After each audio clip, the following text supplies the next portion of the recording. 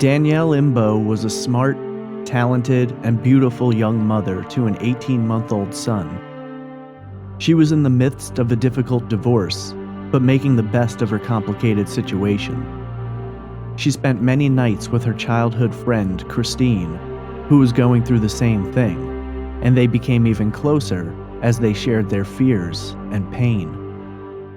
On one of these nights, Christine's brother Richard stopped by and stoked the embers of an old crush that Danielle had had for him when they were younger, and their lives were far less complicated. The two began dating and spent a lot of time around each other. Danielle tried to balance out time, wanting to give everything she had to her son. Richard was in the same position, being a hard-working man at his family's bakery and raising a child of his own, a 14-year-old daughter. They bonded over similar living situations, and they both had an obsessive love for music. Richard was a Springsteen fan, and Danielle was a singer who drew comparisons to that of Janis Joplin. Though early in the relationship, it was obvious to everyone around them that there was something there, and, at least for Richard, his feelings were becoming stronger. In January of 2005, Danielle requested a break. Her ex-husband was back in town, and in the middle of divorce proceedings, was asking for another chance. She wasn't sure what to do, and all she knew was that her prime goal was to provide for her son. And so she told both men that she wanted time and space to dedicate to being a mother, and to giving her son the best life that she possibly could. Over the course of the next 5 weeks, she had little to no contact with either man, other than to arrange for visitation with her ex-husband. She spoke often to her family and leaned on Christine for support. February 19, 2005 was a bitterly cold night, and Danielle was home alone at her condo in Mount Laurel, New Jersey. She would be getting her son the next day, but that night she was feeling a little restless. For the first time in weeks, her phone rang and it was Richard. He'd made plans to hang out with a few friends at a Philadelphia bar, and there was going to be live music.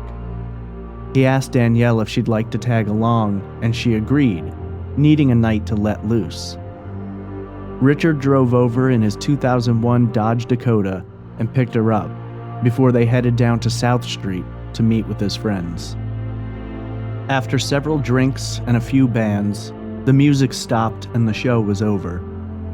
Richard's friend, Anthony Valentino, asked if the two wanted to take a walk down the street to see another band perform at a different bar. Although they both wanted to, they had early mornings and didn't want to be unprepared to get their kids. The friends hugged and said goodbye. Richard joked that he'd been lucky enough to find a parking space nearby, so they wouldn't have to walk in the 26-degree weather for too long. The couple exited the bar and seemed to vanish into thin air. By midway through the next day, both families knew something was wrong. They'd not heard from Danielle or Richard, neither was home, and their cell phones went straight to voicemail. Missing persons reports were filed, and Richard's father joined Danielle's brother in a long night drive, scouring the streets of Philadelphia and every bridge leading to New Jersey. Investigators were baffled. How could two people and a large truck simply disappear? Over the years, there have been extensive searches involving more than 300 leads, with hundreds of interviews and a $50,000 reward which remains unclaimed. The FBI eventually took over the case and assigned it to their cold case task force, hoping for a break, but as of yet, no new leads have been presented. So what happened to Richard and Danielle? Did these two choose to run away? Is it possible they had an accident which led them straight into the Delaware River? Could Danielle's ex-husband, Joe, have somehow been involved? Or were the couple the victims of a random act of violence on a cold, dark night somewhere between Philadelphia and Mount Laurel, New Jersey? This is Trace Evidence, Episode 35, The Disappearance of Danielle Imbo and Richard Petrone.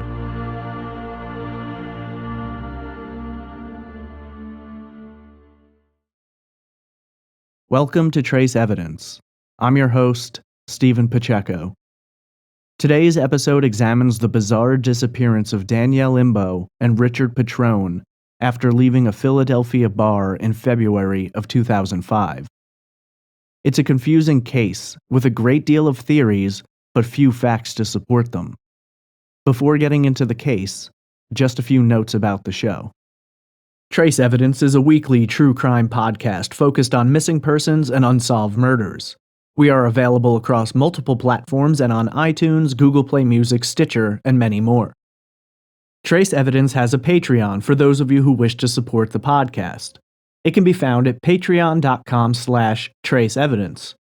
This podcast is a complete one-man operation, so if you enjoy it and wish to help support it, please check out the Patreon page. I've also set up a one-time PayPal donation link on the main website for those of you who wish to contribute but don't want to use Patreon. Links, information, and more items, including YouTube videos and full episode transcripts, can be found on the website at trace-evidence.com. If you'd like to contact me, you can email me at traceevidencepod@gmail.com, tweet me at traceevpod, that's TRACEEVPOD, add me on Instagram at traceevidencepod, or join the Facebook discussion group simply by searching for Trace Evidence Podcast or clicking the direct link on the website. If you have questions, comments, or case suggestions, I'd love to hear from you. As a final note, if you enjoy the show, please rate and review it on whatever app or platform you're listening on. The more ratings and reviews the show gets, the easier it becomes to find the podcast, and the more attention can be given to the cases that I cover. Make sure to stick around at the end of today's episode for a special announcement. Today I look into the disappearance of Danielle Imbo and Richard Petrone. This is a case I've been aware of essentially since it happened. It mystified me back then, and the more research I've done, the more confused I've become. It's a tragic story with several twists and turns, but no apparent answers. This is Trace Evidence, episode 35.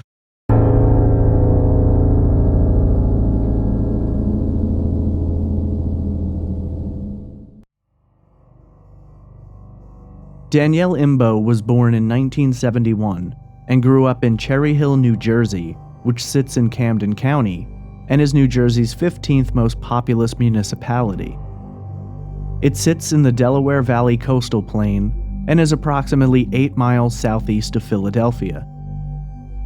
Danielle was the first and only daughter of John and Felice Atobre. Danielle's parents would go on to have another child, her younger brother John, named after their father. The siblings were nearly inseparable, both as children and adults. As John would later state in an interview, quote, "Danielle and I were very tight. We always got along. We always did things together. My mother as well. We'd go out on Saturday nights. Sundays they'd come over for dinner. We'd watch football. It was a tradition." End quote. Danielle was described as an incredibly sweet person, with a big heart and a natural inclination to make others feel comfortable and welcome. Danielle's father, John Sr., had a fascinating life, having been both a boxer and a doo-wop singer in the band The Four Dates, where he went by the name Johnny October. Sadly, Danielle's father passed away from cancer in 1999. If one thing became apparent early on, it was that Danielle had inherited not just her father's talent for singing, but also his passion and love for it. She was also an avid reader, especially of murder mystery novels, and could often be found relaxing with a crossword puzzle. Danielle would go on to graduate from Cherry Hills High School and proceed on to college. Her first career was working in car sales, though later she became a mortgage processor, which seemed to be the job that most suited and fulfilled her. In her spare time, Danielle pursued her true love, music. She was the singer in a cover band that played through New Jersey and Philadelphia, and was described as emulating Janis Joplin's sound. That powerful, raspy voice would take control of the stage and grip the audience. Those who knew and loved her said that Danielle truly seemed to be at home on the stage. and that she often spoke glowingly about her deep passion for music.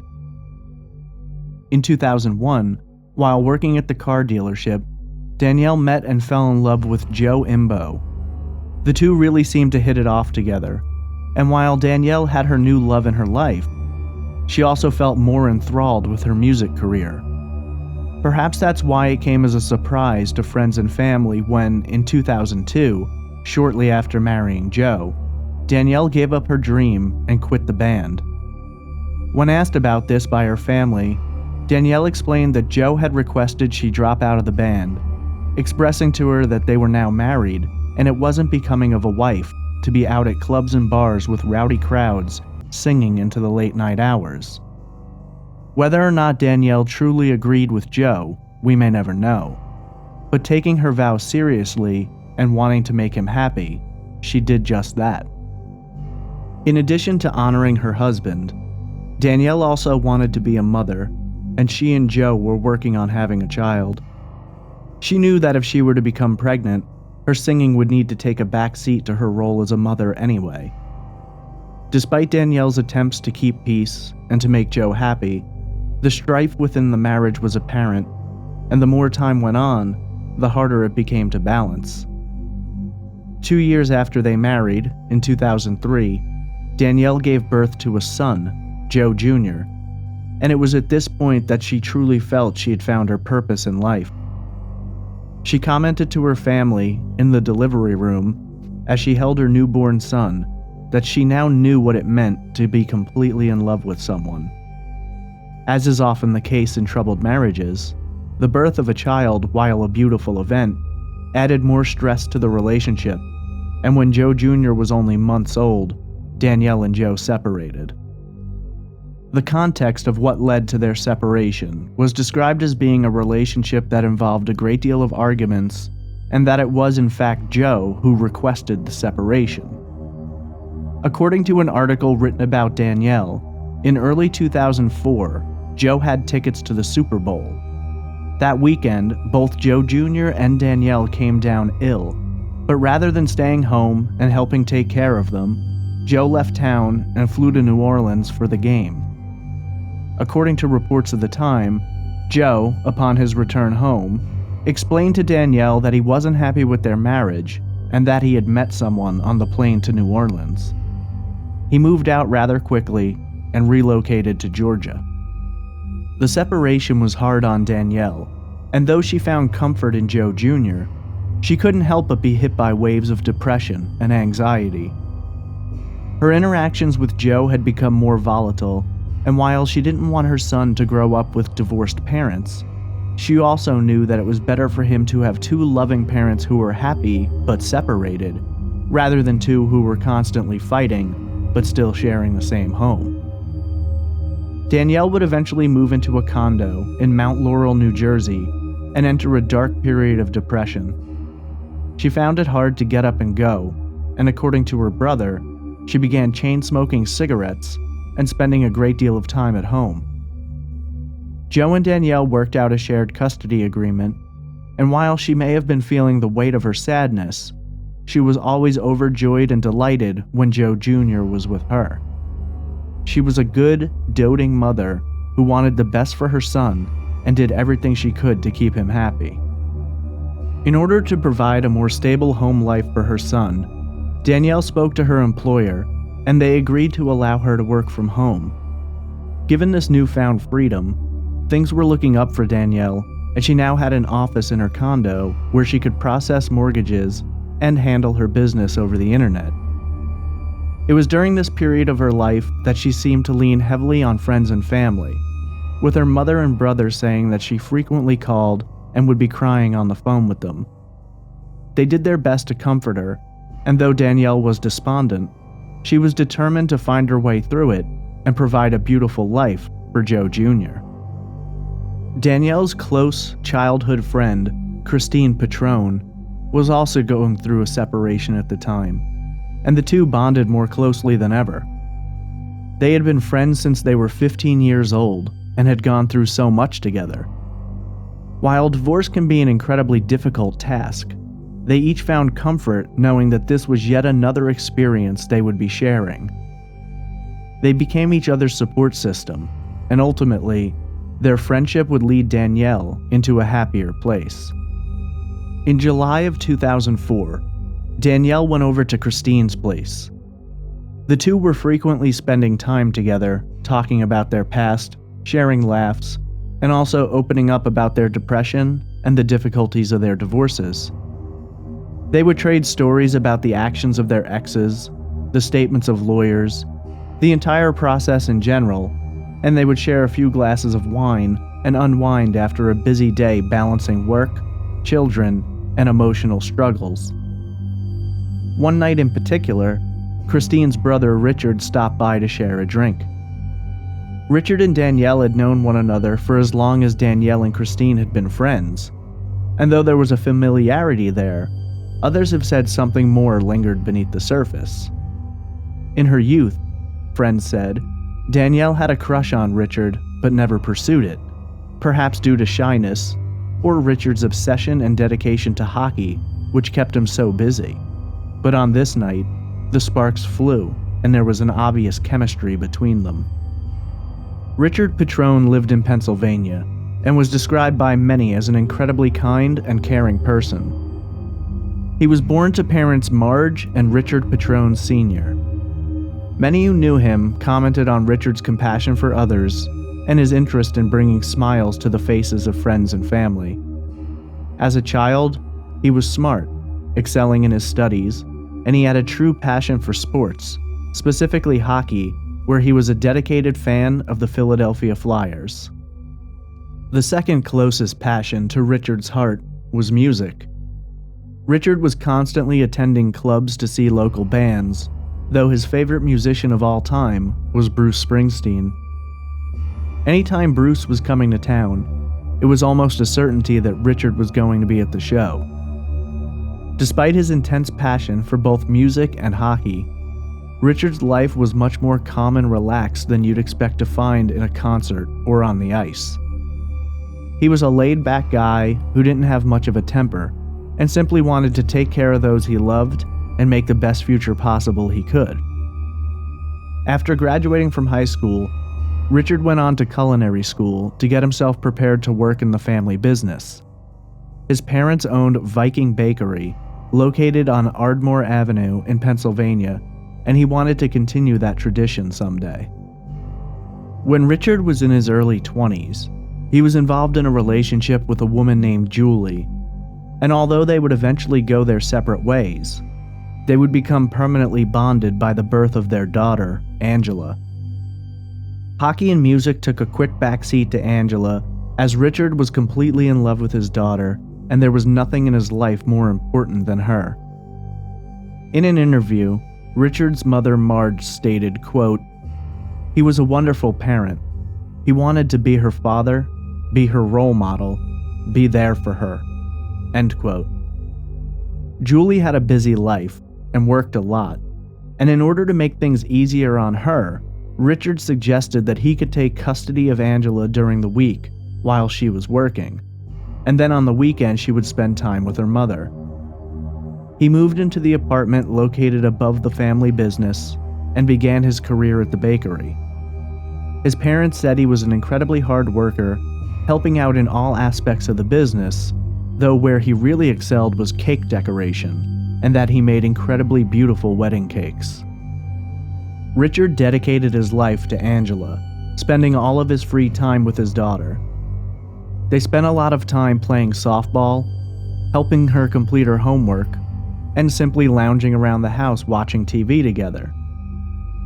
He passed on his love of hockey to Angela, as well as his intense passion for music. When she was old enough, Bruce Springsteen was coming to town, and he was intent on bringing Angela to see the boss. They went to the concert, and Angela said that Richard sang along to every song and was having an incredible time. She described it as one of the best nights of his life and one of the most cherished memories of her father. When Angela became a teenager, Richard began to notice her making that transition from a little girl into a young woman. It was at this point that she felt the pull to spend more time around her mother, and Richard agreed, feeling that it was important she have the best of both parents in her life. Angela moved out of the upstairs apartment and in with her mother, Julie, but Richard made sure he saw his daughter as often as possible. According to friends, the two most important people in his life were his daughter and his mother, and he spoke to both on the phone frequently. Marge would later say that she and her son must have spoken on the phone at least 2 to 3 times a day, discussing all manner of details about their lives and laughing together. It was very close to this time that Richard and Danielle reconnected, and their relationship was about to begin. They both had voids to fill, with Danielle going through a divorce and Richard's day-to-day life no longer involving countless hours spent with Angela.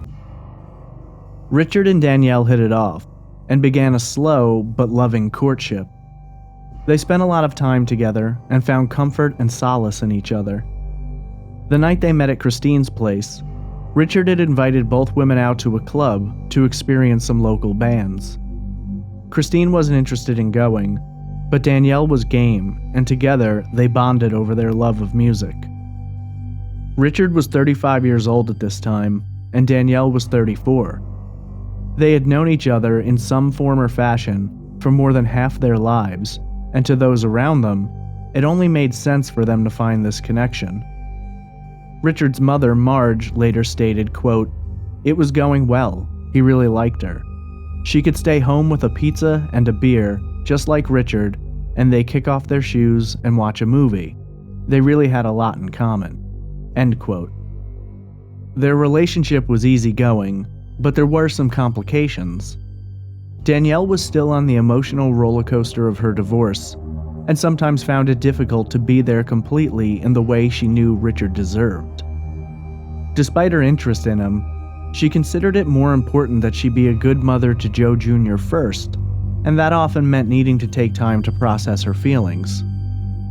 Richard understood the situation was complex, and gave Danielle a no-pressure relationship, where they would see each other when they could, and if things didn't work out one day, they'd reschedule for another. What made it even more complicated was that, just months after leaving, Danielle's soon-to-be ex-husband Joe had returned from Georgia, his new relationship finished, and was again making attempts to rekindle his relationship with Danielle. She didn't know what to do and sought comfort from those who loved her. While she still had feelings for Joe, she knew that they were better off apart than they ever were together, and she was now experiencing feelings for Richard as well. According to friends and family, Danielle was distraught over Joe's attempts to rekindle their relationship. She was seeing Richard now, and although things were fairly new and it hadn't developed into a full-blown romance yet, she wasn't sure what to do. Joe allegedly would come to Danielle's condo to try and convince her to give him another chance, though these conversations typically broke down into full-blown arguments. On one particular day, there's been a story reported that Joe is alleged to have thrown his son's high chair into the wall, though Joe denies this ever happened.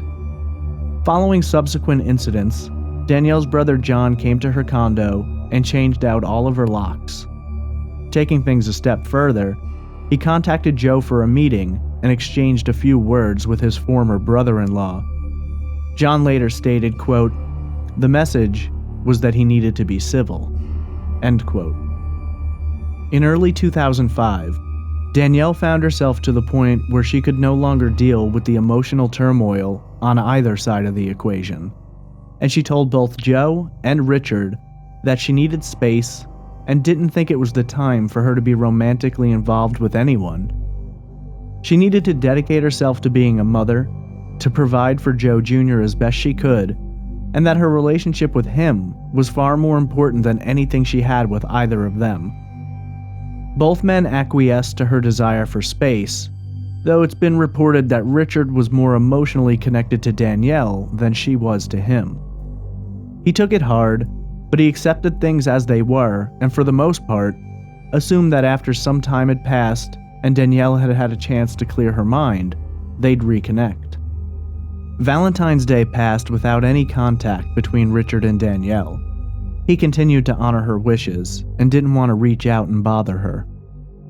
Although Richard was dealing with things in his own way, there was still that pull to speak to Danielle and to give things another shot. On Saturday, February 19th, 2005, Richard had made plans to meet his good friend Anthony Valentino and his wife Michelle for a few drinks at Abilene Restaurant and Roadhouse Blues Bar, located on South Street in Philadelphia. The plan was simply to get together, have a couple of drinks, and listen to some live music. Though it was a long shot, Richard decided to ask Danielle if she'd be interested in coming out for a drink. To his surprise, she agreed, and not too much later, Richard was outside of her condo in his black 2001 Dodge Dakota, ready to make the 25-mile drive from Mount Laurel, New Jersey to South Street near Fifth Avenue in Philadelphia. Richard and Danielle arrived at the bar and met up with Anthony and Michelle. According to Anthony, when the couple walked in, Richard had his arm around Danielle and they were both smiling and seemed happy. Other than that, it was an average night and there wasn't anything out of the ordinary. They hung out, listened to music, and shared a few drinks. The bar was crowded that night. South Street was often very busy on the weekends, but in this particular case, it was the weekend of President's Day, so many people were out partying and banking on a 3-day weekend. Due to the crowd, Danielle and Michelle took seats at the bar, while Richard and Anthony stood behind them. When the bands began to play, all four turned around to watch the show and exchanged comments in loud whispers. When the music came to a conclusion, Anthony and Michelle invited Danielle and Richard to take a walk down the street with them to another bar where more bands were going to be playing, but they turned down the offer. Both had important plans the next day. They were going to be seeing their kids, and they didn't want to be too tired to enjoy their time together.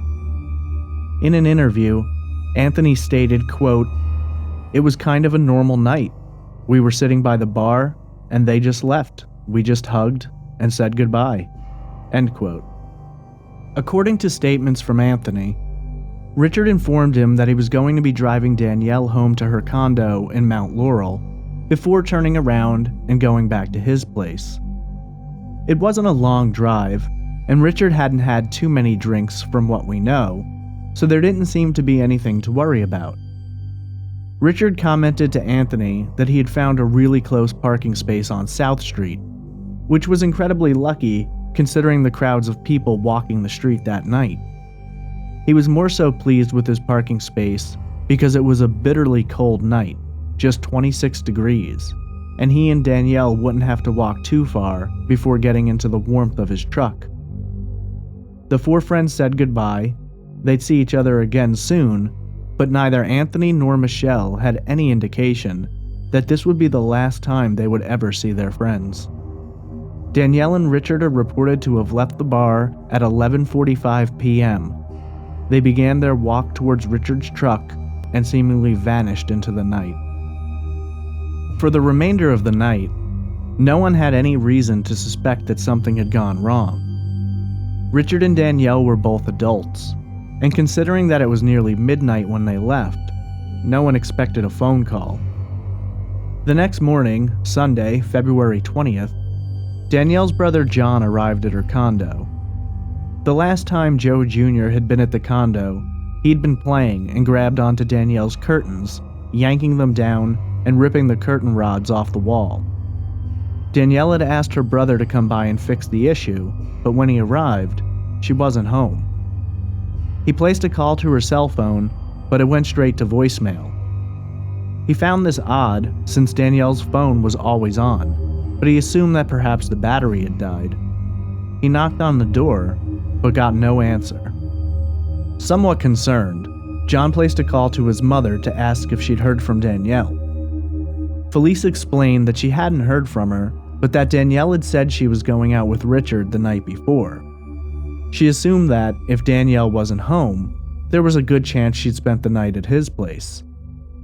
Satisfied with this answer, John used his spare key to enter the condo.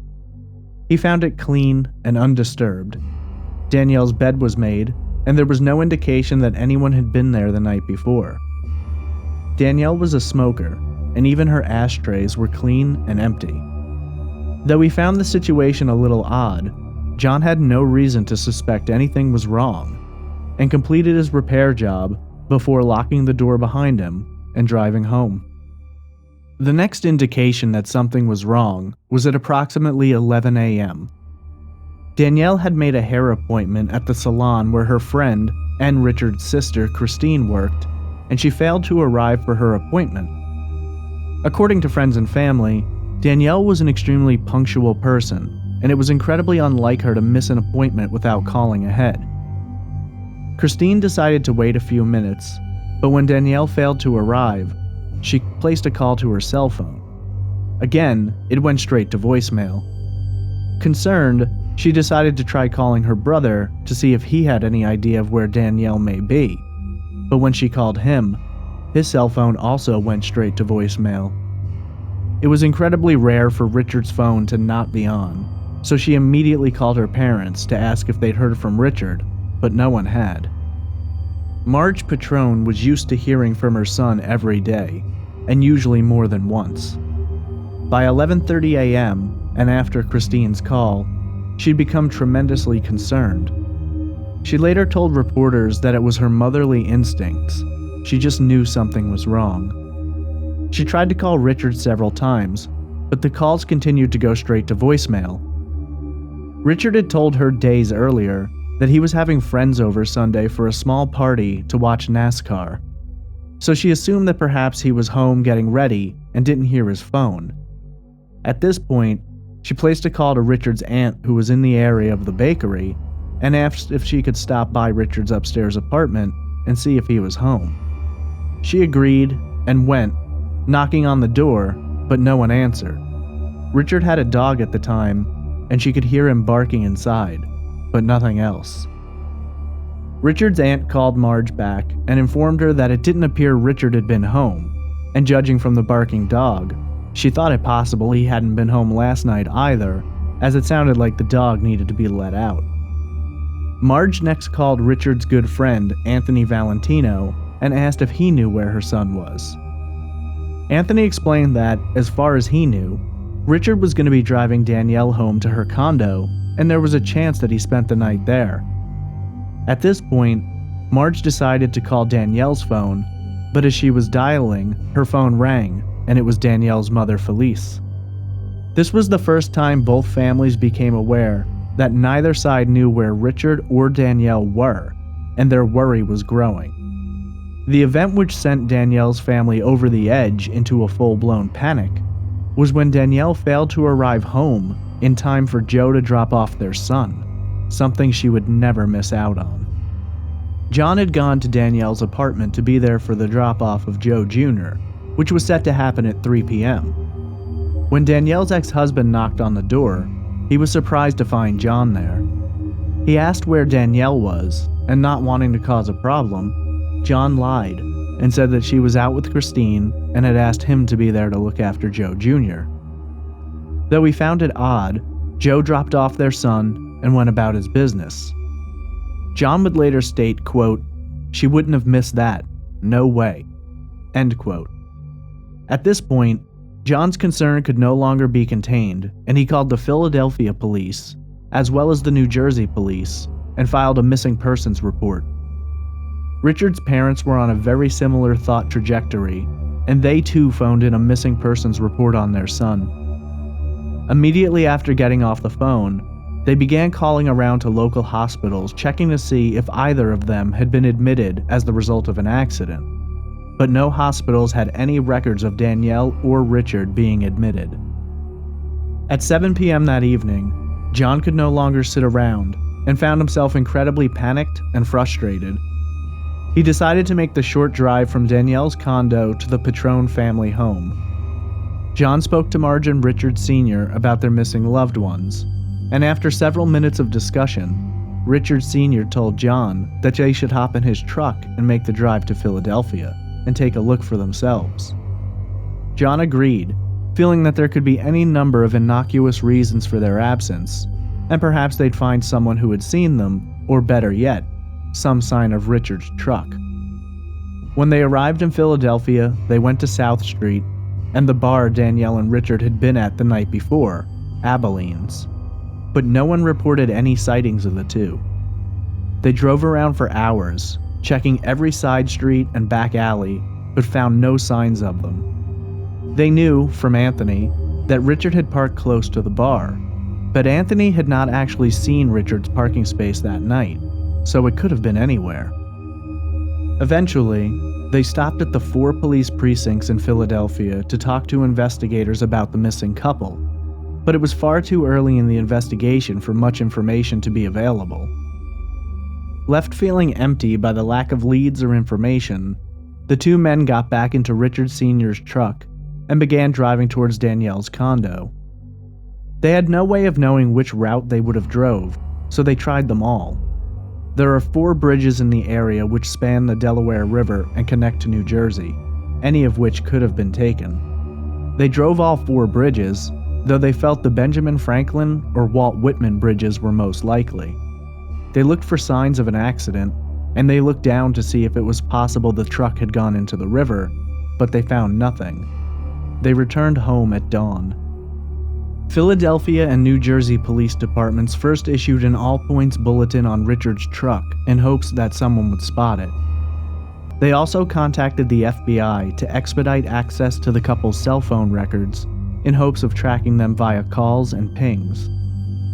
In addition to this, they requested access to each person's financial records, hoping to track their comings and goings. They found that Richard used cash most frequently, which is harder to track, but that Danielle often used credit cards and her debit card, but there was no activity on either account which gave them a general direction to go.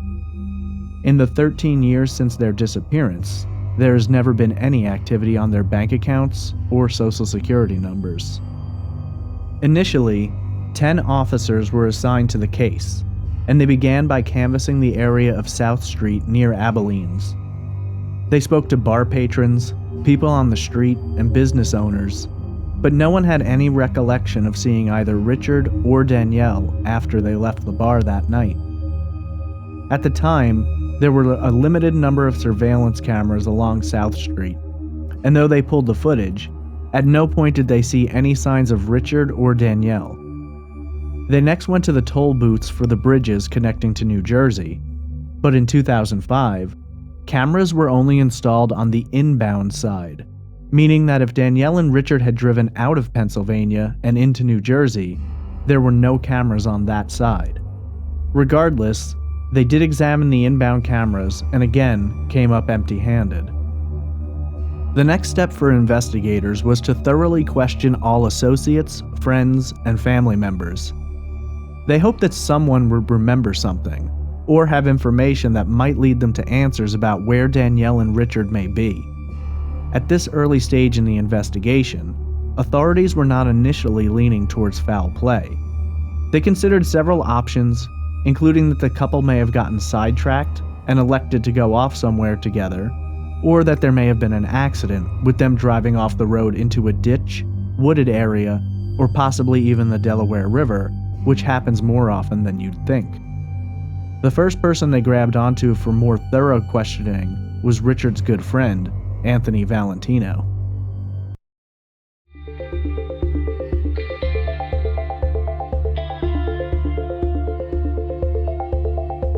Having a restless night's sleep can ruin your day, but thanks to Casper, that's not a problem you have to live with anymore. Casper is a sleep brand that makes expertly designed products to help you get your best rest, one night at a time.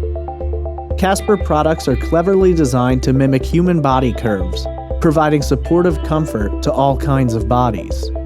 You spend 1/3 of your life sleeping, so you should be comfortable. The original Casper mattress combines multiple supportive memory foams for a quality sleep surface with the right amounts of sink and bounce. The Essential has a streamlined design at a price that won't keep you up at night. With Casper, you get affordable prices because Casper cuts out the middleman and sells directly to you. Plus, you can be sure of your purchases with Casper's 100-night risk-free Sleep On It trial. Get $50 towards select mattresses by visiting casper.com/trace and using promo code TRACE at checkout. That's TRACE. Terms and conditions apply.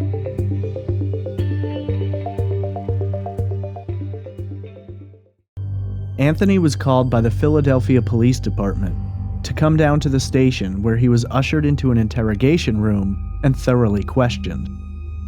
They asked him if he had any information about where Richard could be, if he'd seen anything suspicious the night before, and if Richard had anything in his background which may have made him a target for foul play. Anthony was unable to provide many answers, for, as far as he knew, everything was fine. Ultimately, Anthony was questioned multiple times and voluntarily took a polygraph test, which he passed. Authorities ruled him out as having any involvement in the crime, though they did express that they questioned him more than a few times in hopes that he may remember a detail that he hadn't previously recalled. Within the first 48 hours, authorities began to shift on their theory, feeling that this was more likely a case of foul play. They felt that it was highly unlikely that two people and a large truck could simply vanish and someone else wasn't involved. One officer spoke to John about the search and is alleged to have stated, quote, "No one is ever going to find anything. It's too clean," end quote. Regardless, volunteers gathered, made up of friends and family, and began papering every power pole, business, and street between Abilene's and Mount Laurel with missing persons flyers, which included photos of Danielle and Richard, as well as an image of his black 2001 Dodge Dakota with its NASCAR decal and its license plate number YFH2319. 2 weeks after the disappearance, through family connections and with $1,200, John got a Camden police helicopter pilot to take him up for a bird's eye view of the area in hopes of seeing something.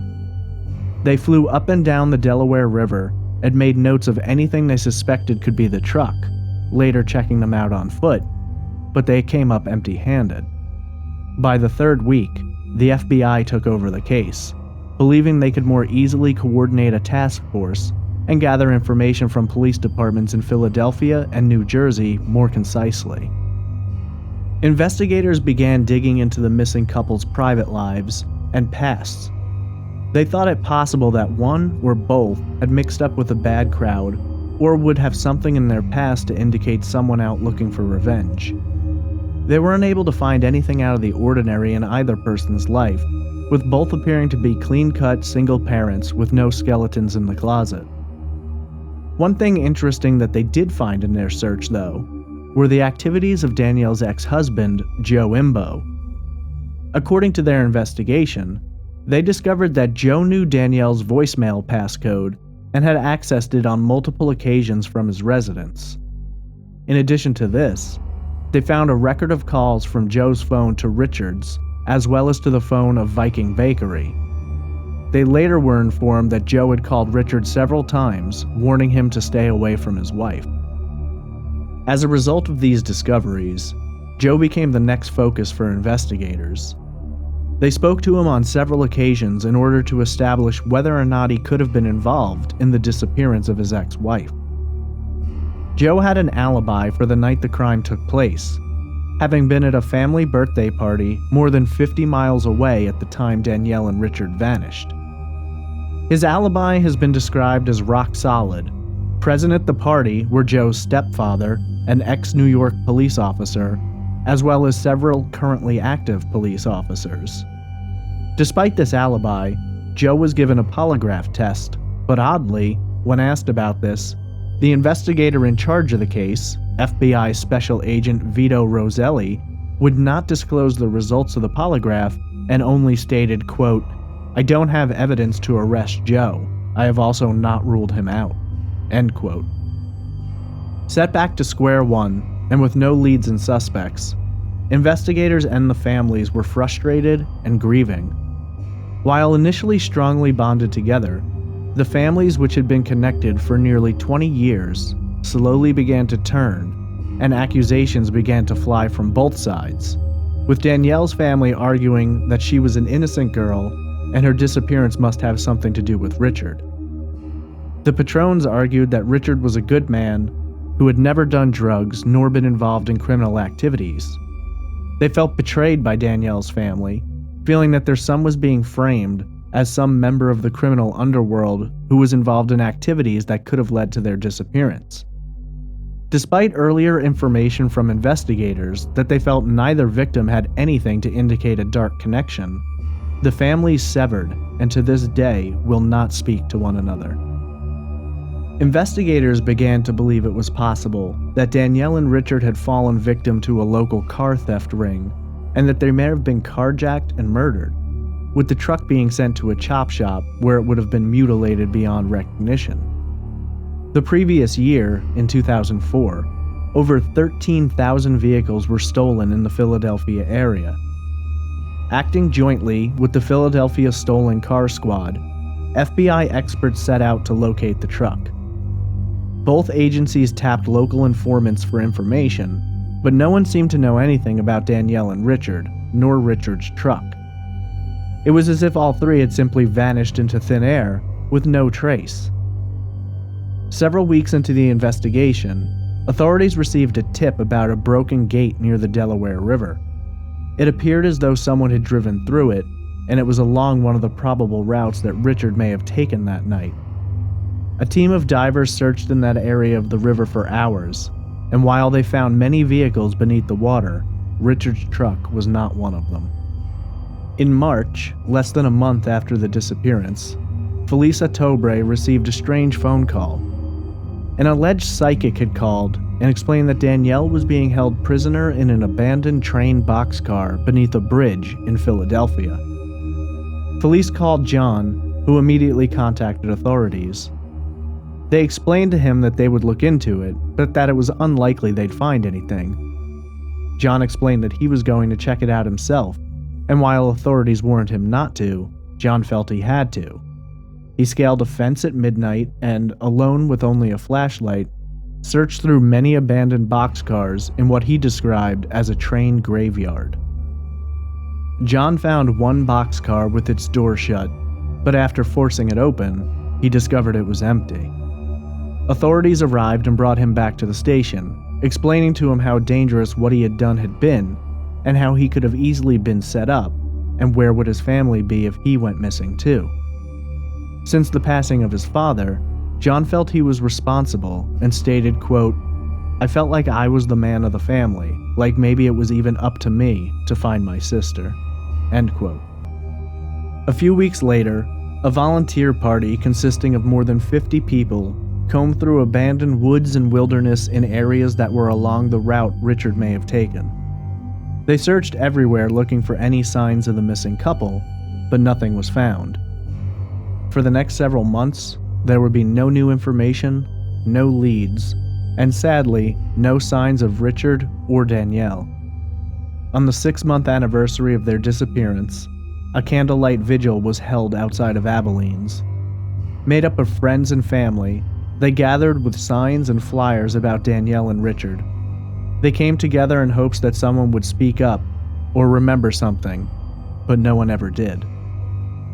Several weeks after the 6-month anniversary, the Philadelphia Police Department discovered a 2001 black Dodge Dakota submerged in the Delaware River while on an unrelated investigation. Someone alerted the media, and in hopes of not wanting to blindside the families, Special Agent Roselli contacted them. He made it very clear that it was far too early to know if this was Richard's truck, but they did know it was the same make and model. Marge Petrone sent a friend down to the site. She couldn't bear to go herself, and John was also there. It took the crew over 4 hours to remove the vehicle from the river, and when they did, it had a different license plate. In the hopes of being thorough, they double-checked the truck's VIN number, and it did not match Richard's. While the families were relieved, they were also saddened, as yet again, there had been a glimmer of hope that they'd find an answer, but it was snuffed out. Weeks began turning into months, and months into years.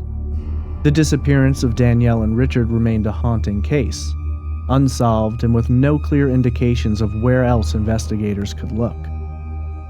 As the case grew cold, authorities grew more and more frustrated, believing thoroughly that foul play was involved and someone out there knew exactly what happened. They simply had no one to pin it on and no one to corroborate their theory. They believed that Richard and Danielle were either kidnapped or murdered. By February of 2008, nearly 3 years to the day that the disappearance occurred, the FBI held a press conference and released a statement. FBI spokesman Jerry Williams ruled out the kidnapping theory, stating, quote, "Because of the fact that for a kidnapping, we haven't received a ransom request, no extortion, nothing to indicate that it was a kidnapping." End quote. Williams went on to explain that they had new leads and information, though he wouldn't disclose what it was. When asked about the breadth and expanse of the investigation, he explained that the new information had led them into other states, not just Pennsylvania or New Jersey, and that they felt every day they were getting closer to finding the answers that everyone was looking for. Williams did, however, express that no arrests were imminent and that there was still a $50,000 reward available for information leading to Danielle and Richard's whereabouts, and any suspects who may have been involved. Several more years would pass, with little new information being released.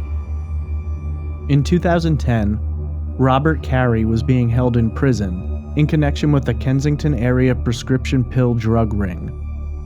Carey had been rumored to be a hitman, and rumors were abounding that he had played a role in the disappearance of Danielle and Richard.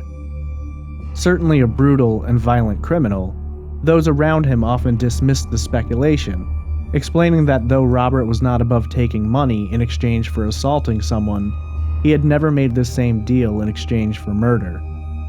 Carey would eventually commit suicide while incarcerated by hanging himself with his shoelaces. There was speculation at the time that a suicide note had been left behind which either mentioned Danielle and Richard or described their murders, but multiple sources who have read the note have dismissed that, saying there was nothing like that written in his note. Special Agent Roselli, when asked about Carey, explained that just because Carey wasn't known to be a murderer, it isn't impossible to imagine that he could have set out to deliver a beating and things got carried away. As far as he is concerned, Carey could still be a viable suspect, but following his suicide, it would be much more difficult to find proof. Another suspect who entered Roselli's sights for a period of time was a man named Anthony Rodesky. Rodesky is described as a strong, thick-bodied killer with a notable swastika tattoo on his shaved head. Rodesky was ultimately arrested and charged and convicted of unrelated incidents when he was found to have murdered 2 men in the process of robbing them, both incidents occurring on separate occasions. According to Roselli, he considered Rodesky a likely suspect and pushed hard for inquiries regarding Danielle and Richard. As a result of his pressure, authorities searched his home, dug up his basement, and even sifted through his septic tank, but came out with no evidence or clues that would link the violent killer to the missing couple. Roselli would later state, quote, "I wish I had more to say, but the truth is, we don't know what happened." End quote. More years would pass, and still answers seemed to be forever out of reach. Nearing the 10-year anniversary of the disappearance, in February of 2015, the FBI once again held a press conference, this time being a little more clear about what they believe happened. In their opinion, this was a case of murder for hire involving at least 2 professional hitmen. Christian Zajac, an FBI agent, stated, quote, "We feel this was an orchestrated act. A 3,000-pound truck and 2 people do not simply go missing." End quote. Special Agent J.J. Claver added, quote, "It's unlikely based on law enforcement experience that this was a simple crime of opportunity. It also seems unlikely, though not impossible, that one person acting alone could pull this off so successfully. We feel confident that somebody knows something about this that they have never shared with anybody. We are looking to shake the trees a bit." End quote. The case was officially shifted into the hands of the FBI's Cold Case Initiative, which lends more time and resources to the investigation. At this announcement, authorities explained that while they ruled out possible scenarios, they are unable to develop a truly likely scenario for motive in this case. When asked about Joe Imbo, the FBI responded that no one has been ruled out as a suspect in the case. They did, however, make it clear that they no longer believe that an accident is likely, with Zajac stating, quote, "Given the logical route they would have taken from South Philly to Mount Laurel, it is very unlikely that this would have been some sort of accident." End quote. Richard's mother, Marge, attended the announcement. When asked what she thought about it, she responded, quote, 10 years is too long to not have some justice for two people who did nothing wrong and didn't deserve this. He was my son, he was a father, a brother, and he's missed every single day." End quote. In 2016, Dr. William O'Brien was charged with conspiring with the motorcycle gang, the Pagans, in a multi-million-dollar prescription drug pill scam. One of O'Brien's co-defendants, Pagan member Patrick Tracy, was questioned about his possible knowledge or connection to a double homicide. During the trial, audio of his interrogation was played, and many came to believe that it was possible that the homicide being discussed was that of Danielle and Richard. The man asking the questions was none other than FBI Special Agent Vito Roselli. When asked if this interrogation was referring to the missing couple or possibly to a different unsolved double homicide, that of Anthony Rongione and Michael Spearing, a spokesman for the FBI would only respond that the questioning was possibly related to both. On the tape, Tracy only states that he did not kill anyone, and when he is offered a possible plea bargain, he explains that he'd rather take his chances in court. It's been 13 years since Danielle Imbo and Richard Petrone left the Abilene on South Street in Philadelphia, never to be seen again. In the wake of their disappearances, life has gone on for their families, though not easily. Danielle's brother John still speeds up anytime he sees a black Dodge Dakota, hoping one day he'll find the right one. His mother is still heartbroken and can barely speak when asked about her daughter. John says she wakes up every morning and cries. Danielle's son, who was 18 months old when she vanished, is now 14 and has no true recollection of her outside of stories and pictures. He gets to visit with his mom's side of the family for 1 week, twice a year. John explains that it's lovely and painful as Joe Jr. reminds him so much of his sister. He later stated, quote, "When he asks about his mom, we tell him she's an angel in heaven. We don't say anything about her being missing, but he's getting older, and I don't know how long that can last." End quote. For the Petrone family, it has been equally horrifying. Richard Sr. wakes up every day at approximately 2 a.m. to go into work at the family bakery. He often takes detours on the way to work, covering the same ground that his son vanished from, in hopes that someday he'll find something. Richard Sr. has taken to writing about his son in the form of poetry, but breaks down in tears when he tries to verbalize his feeling. Richard's mother, Marge, is a little more open to speaking, but the power of her pain is immense, as she states, quote, "We're in so much pain that we could kill ourselves tomorrow. But then I wouldn't know what happened to my son, and that's what keeps me going, to find out what happened and to see justice done." End quote. There is one other bright spot in the Petrones' lives, that of Richard's daughter, Angela. 14 when her father disappeared. Each day since has been a difficult burden of having lost not only a father, but her best friend. Today, Angela is 27 and works her father's old job in the family-run bakery. She hopes that she can fill in for him, live up to his expectations, and make him proud. She's a mother now, with a son named Timothy, and she understands how much her father loved her every time she looks at Tim. Her pain is immense, but she persists because he'd want her to. She speaks to Timothy often about the grandfather he's never met and how wonderful he was. The disappearance of Danielle Imbo and Richard Petrone is an extremely bizarre story. How did two people simply vanish without a trace, along with a large black truck, from a busy street, and no one seems to know or have seen anything? As you might expect in a case such as this, numerous theories have risen to the surface over the years, from police, the families, and online investigators. It's a story that has captivated many and continues to live on today. As is often the case of missing adults, the first theory is that Danielle and Richard, looking to get away from it all and start a new life, elected to run off on their own. The second theory is that Danielle and Richard were victims of an accident, which is yet to be discovered. Many believe it's possible that the truck could have driven off the road and into the Delaware River, and that the couple perished as a result of their injuries. For many, this successfully explains why not only the bodies have never been found, but the truck either. The third theory is that Joe Imbo, Danielle's ex-husband, has somehow played a role in the disappearance.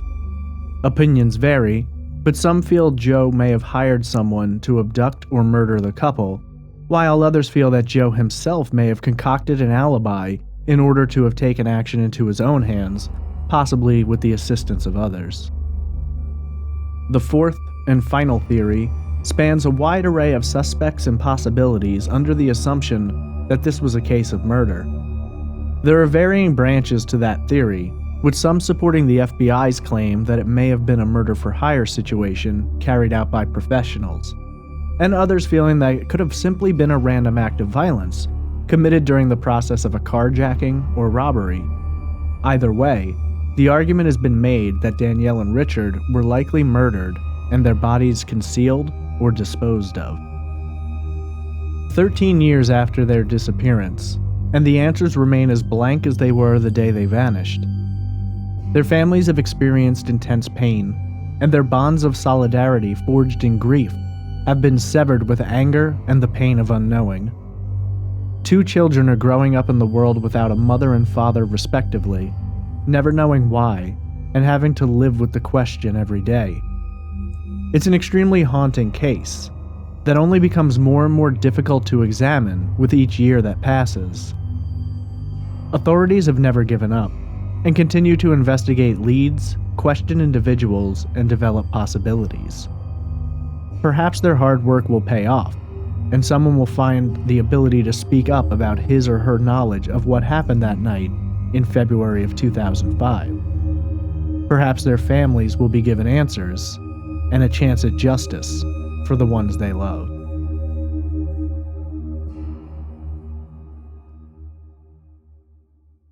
The disappearance of Danielle Imbo and Richard Petrone is a case that I've been following for a while. When it first became news back in 2005, I was still living in New York, and our local news covered it. I remember thinking how strange it was that two people could just disappear like that, along with a truck, and there wasn't any more information available at the time.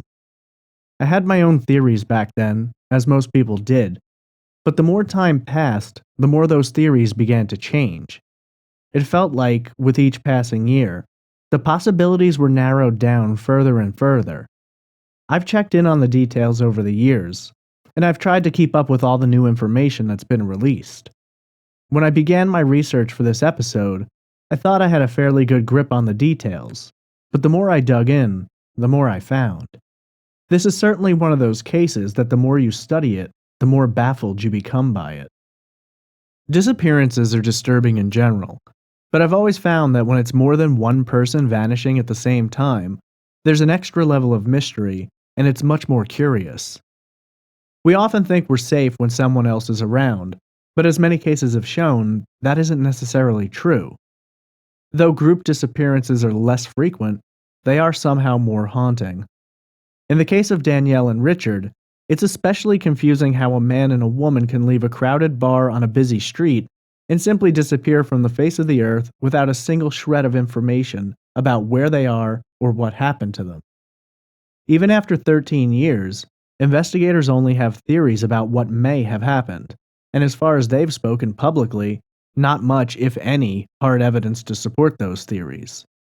There are several possibilities that have gained traction over the years, And as always seems to be the case when adults vanish, the first of those theories is that Danielle and Richard chose to run off.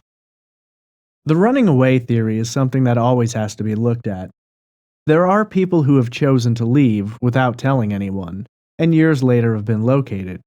It certainly happens, though it's more rare than we'd be made to believe based around the fact that so many disappearances have this as a theory. In the case of Danielle and Richard, though, there doesn't seem to be a great deal of information to support this possibility. For those who do support this theory, they follow the mindset that Danielle and Richard were in love, and that in order to escape her ex-husband and the chaos and confusion of their daily lives, they made the choice to run off and find a new place to start over, together. While this could be the case, it does seem that the possibility is extremely slim. Both Danielle and Richard had children, with Danielle's son being 18 months old and Richard's daughter 14. They loved their children more than themselves and sacrificed a great deal for them. Their friends and family have all pointed out how incredibly important their children were to them and how they were always there for them. This fact alone makes it incredibly unlikely that they would have chosen to run off, leaving their children behind. Both of them had strong connections with their families, jobs that they enjoyed, and homes of their own. These were not two people who were struggling financially and experiencing heavy loads of frustration with their lives. Yes, Danielle was dealing with a lot in terms of her divorce, but anyone who has been through that situation knows how hard it can be, and she was handling it. Her depression over it was apparent to those around her, but they also knew how happy she was to spend time with her son, and it seems improbable that in order to improve her life, she'd let go of the one thing that meant the most to her. Richard worked for the family business, and had gone to school to sharpen his skills, prepared to take over someday and continue on with the family tradition. He spent a great deal of his free time with his daughter, had several close friends, and was heavily involved in the social scene in Philadelphia. Examinations of both their past showed no information which suggested that they had anything to run from, nor any reason to run at all. I find it incredibly difficult to believe either of them would have made this decision, and when you really look at it, the circumstances wouldn't fit either. Danielle hadn't seen Richard for nearly 5 weeks, and from what we gather, there hadn't been much communication between them during that period, if any at all. The idea that he would ask her out for a drink, and somehow during the course of the night they'd make the decision to just run off, is almost ludicrous. They would have taken nothing with them. No personal effects or clothes beyond what they were wearing. That doesn't sound much like people planning to run away to me. In the 13 years since they vanished, there's never been any activity on their bank accounts or social security numbers. Richard's truck has never been spotted, and if they had chosen to run off, it seems like a leap in logic to assume they have disposed of it in order to travel secretly. Even if they had, they'd need some form of transportation to get them wherever they were going, and there would be witnesses or sightings, but there never have been. To me, while I understand this is a theory which always has to be presented under circumstances such as these, it's highly unlikely that these two elected to leave, and much more probable that whatever resulted in them vanishing was not by their own choice. The second theory is that Richard and Danielle may have been in some kind of an accident which resulted in their disappearance. The drive from South Street to Danielle's condo in Mount Laurel was approximately 25 miles, and spanned 2 bridges and areas of desolate wilderness. There are certainly a number of places the two could have crashed along the way, which could have resulted in them being injured, killed, or lost. We have heard a lot of cases over the last few years of people who mysteriously vanished along with their vehicles, only to be found later in a river or lake. Typically, when someone disappears along with their vehicle, this is a thought process that I follow early on. There have been too many instances of this happening for it to be ignored. There are certain factors which we don't know, which could support or detract from this theory. Danielle and Richard spent their night at a bar, and we have no way of knowing how much Richard drank that night. There have never been any statements from investigators nor Anthony Valentino about Richard being drunk or under the influence of anything else, but it's something we have to consider. It's not entirely out of left field to imagine Richard could have had a few drinks and not really been aware that he was a little too drunk to drive until they were already moving. That being said, again, without evidence, it's very hard to say. Even if he weren't drunk, making the drive that night could have had any number of factors involved. We know it was only 26 degrees out, which opens the door to things such as slick roads or even black ice. Bridges often freeze over faster than roads, and it's possible that they could have hit a slippery section anywhere between Philadelphia and Mount Laurel, which could have sent them careening out of control. To me, when it comes to the accident theory, the only possibility is that they ended up in the Delaware River. Considering the vast searches that were conducted, on both land and in the air, it's improbable that the truck would have remained hidden all this time unless it were submerged. Just last month, for instance, on January 18th, a man was speeding along Riverbank Road in Burlington, New Jersey, lost control of his vehicle, smashed into a parked car, and went tumbling into the Delaware River. His passenger drowned at the scene, though he survived. When I heard that story, I couldn't help but wonder if he hadn't hit the parked car, would anyone have noticed? The Delaware River runs 388 miles and is 39 feet deep, making it able to consume several cars stacked on top of one another before one would be visible from the surface. As police themselves even commented during dives, there are a number of vehicles beneath the surface. They even pulled a truck out which they initially thought could have been Richard's. It's incredibly difficult to search the entire expanse of the river, especially beneath the 4 main bridges they believe Richard may have driven over. While all of these factors certainly make it possible for the couple to have had an accident, which resulted in them being in the river, one thing which stands out as a counter to this argument is that no signs were ever found to indicate an accident had taken place. No broken fence posts, skid marks, tire tracks in the mud. They searched extensively for this possibility and never found anything which they believe indicated an accident. An accident is certainly possible, though law enforcement has openly stated they consider this an unlikely scenario.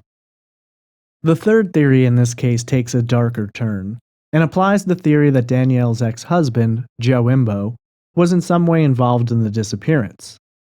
It's been argued back and forth for years that Joe may have wanted revenge against Richard for dating Danielle, or perhaps even revenge on Danielle for refusing to take him back. It's been insinuated that Joe was violent, though outside of an incident with throwing a chair against a wall, there hasn't been a great deal said about it, and obviously police were never called for a domestic disturbance during their marriage. The ex-husband is almost always a prime suspect in a case like this, but authorities have never said whether or not Joe was a suspect. FBI Special Agent Vito Roselli has said he has no evidence to arrest Joe, but also that no one has been ruled out. For Joe to have personally been involved in the commission of the crime, he'd have needed to get several law enforcement officers to lie for him. They were present at the birthday party 50 miles away, and though it's possible, I consider it unlikely that any cop is going to risk his job and possible arrest in order to cover up for someone who is the stepson of a friend. Even if one were willing to, I doubt they'd all go along with it, and after all these years, someone at the party would have come forward by now to say that he or she had not actually seen Joe there. Whenever more than one person is involved in a crime, it's simply another link in the chain that could possibly break. 13 years later, and no one has ever accused Joe of not being there. Joe was heavily questioned by investigators, and he did take a polygraph test. While I don't consider polygraphs to be the be-all end-all when it comes to investigation, it is interesting that the results have never been released publicly. I have to believe that had he failed, authorities would have spent a great deal of time digging more into his life and trying to find information about that night. Joe did an interview in 2015 where he spoke publicly about it all for the first time. He was asked several times if he was involved, and he made it clear that he wasn't. He expressed grief over Danielle's loss, and explained that his life is forever haunted by the cloud of speculation that has been cast over him. He even explained that Special Agent Roselli told him directly that he doesn't believe Joe committed the crime, but that he does believe he knows more than he's saying. I have one major issue with the possibility of Joe being involved in the disappearance, and that's the timing of it. Richard contacted Danielle the night they disappeared and asked her if she wanted to go out for a drink. She agreed, and he picked her up. We know that Joe had the passcode to her voicemail, but there doesn't appear to have been a record of Richard leaving a voicemail.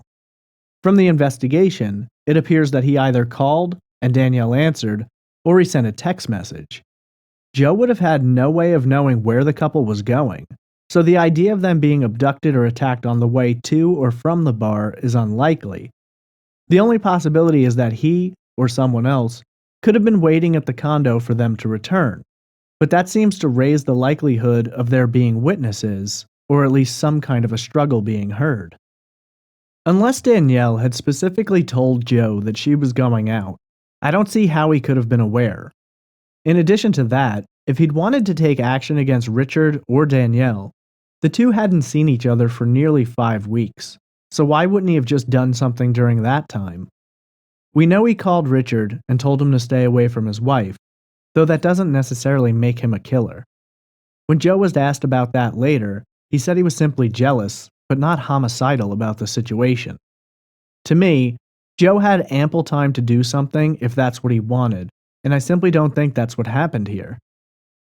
Others have taken the murder for hire scenario and applied that to Joe, believing he may have paid someone to abduct or murder the couple, but again, we run into the same timing problem. Unless someone had been following or watching one or both of them, they'd have no way of knowing the two were going out that night. While I can totally get behind the theory of this being a murder for hire, I don't see a lot of evidence which suggests that Joe was involved. His phone records were likely checked, and if indeed they were, it probably wouldn't have been hard to track down communication between him and a possible killer. Also, no one in Joe's life has ever told investigators that he asked around about the possibility or has any connections to someone who works in this kind of an area. While I do believe Joe should be investigated and looked into as much as possible, after 13 years, I have to believe that if there was something there, law enforcement would have found it by now. That brings us to our final theory, that this was in fact a case of murder, but for what reason? Several have been suggested, including the murder for hire scenario, but it's much more likely that Danielle and Richard became victims of a random act of violence. Their evening wasn't planned out in advance to give anyone the knowledge or opportunity to strike. It would have had to have been more spur of the moment. There are a few different possibilities when you go down this path. The first is carjacking. We know that there was a massive carjacking ring operating in Philadelphia at this time. It's not entirely impossible that, at some point that night, either while driving or even while walking to Richard's truck, the two could have been forced into the truck at gunpoint and driven off somewhere to be murdered and concealed, while the truck was then driven to a chop shop and parted out. As I mentioned earlier, there are a lot of wooded areas, and of course the Delaware River itself, that the bodies could have been hidden in. If we're dealing with a large-scale carjacking ring, then this would not have been the first time they'd have done something like this, and they'd certainly have areas they knew of to conceal bodies where no one would ever find them. The one issue I have with this is that, in many cases, carjackers want your car, not you. It's possible there could have been a fight, or Danielle or Richard could have tried to run, and murder was chosen as an option, but it's incredibly hard to say. The idea of the carjacking scenario is something I lean more towards than many of the other theories, though. Authorities have said they believe this was a case of murder for hire, carried out by professionals, but without knowing what makes them believe this, it's hard to put a lot of weight into that. To me, it's more likely that this was a random crime. Someone in the bar that night could have followed Richard and Danielle out, followed them on the road, or run them off the road or caused an accident as a way to get them to stop, and then stolen the truck and abducted the two. I do agree that it's not a one-man operation, more than likely. Two people would have been able to pull this off with more precision, and essentially, as soon as they got the truck to stop, there was no way they weren't going to do what they wanted. Richard and Danielle would likely have complied, assuming that the attackers were merely wanting the truck and to rob them. But any number of things could have gone wrong, resulting in murder. Whether or not murder was the prime motive, we honestly don't know, but it does seem likely that murder is what happened here. The FBI previously investigated a biker for a possible connection to the murders, as well as a known killer who had committed 2 other murders related to robberies. That, to me, doesn't sound like it follows the theory of a murder for hire by professionals. Neither of those men were found to be involved, at least not yet, but that gives more credence to the possibility of this being a random attack. Perhaps Danielle and Richard drove up on something they shouldn't have seen. Maybe it was someone who simply wanted the truck, or it could have been any number of other possibilities. While I do believe that, after all this time, Danielle and Richard were likely murdered, I can't say for sure that I fully support the murder for hire theory over a random incident. The disappearance of Danielle Imbo and Richard Petrone is a twisting road of confusing information left mostly desolate by an utter lack of facts. Nothing has ever been found, not a hair, no shreds of clothing, not even their cell phones. People do not simply vanish into thin air, and neither does a 3,000-pound truck. The sad state of the case speaks volumes about the seedy underbelly of society, in that no one is talking, and the likelihood is almost 100% that at least one person out there knows exactly what happened to Danielle and Richard. In the wake of their disappearance, 2 families were utterly shattered, and 13 years later are still wondering what happened to their children, their siblings, and their parents. Though hope is hard to hold on to in a case like this, a break could happen at any moment, and the FBI have maintained dedication to exploring all possibilities. Special Agent Vito Roselli takes this case personally, and wants more than anything to find the answers. We can only hope that someday, someone will come forward, or some new information will be discovered that might grant the victims' families some semblance of peace and closure. Until that day, the case remains open, cold, and very much unsolved.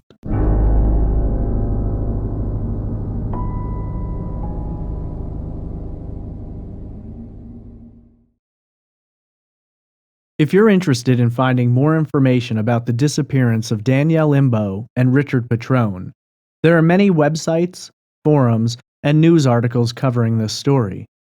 The television show Disappeared has also examined this case.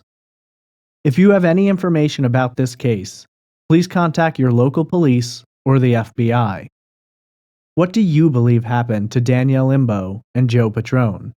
Tweet me at TraceEvPod, email me at traceevidencepod@gmail.com, or comment in the Facebook group.